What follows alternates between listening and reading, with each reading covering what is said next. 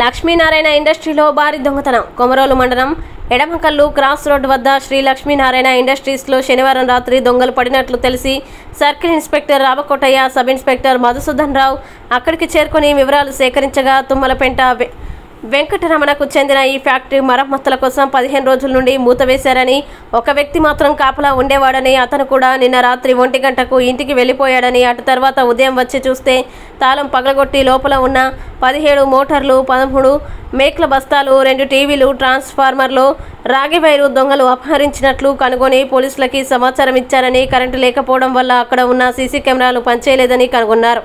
Markapuram clues team ఘటనా స్థలానికి చేరుకొని వేలిముద్రల్ని సేకరించారు. ఫ్యాక్టరీలో పనిచేస్తున్న వారందరినీ విచారిస్తున్నట్లు సబ్ ఇన్స్పెక్టర్ మధుసూదన్ రావు తెలిపారు.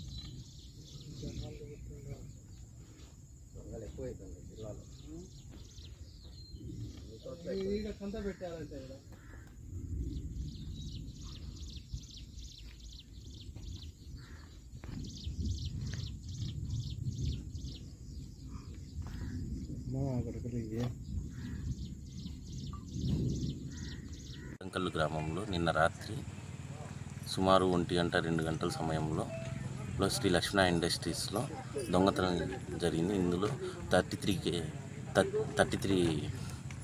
KV electric transformer, 500 KV capacity గల ట్రాన్స్ఫార్మర్ మరియు 17 3-ఫేస్ ఇండక్షన్ మోటార్లు మరియు 2 టీవీలు దొంగలించబడుతున్నాయి. ఇందుకు గాను ఉదయం పోలీసులకు కంప్లైంట్ చేయగా పోలీసు వారు వచ్చి ఫింగర్ ప్రింట్లు అన్నీ తీసుకున్నారు. ఇందులో త్వరగా చర్యలు తీసుకుని మాకు తగిన న్యాయం చేయాలని కోరుకుంటున్నాం.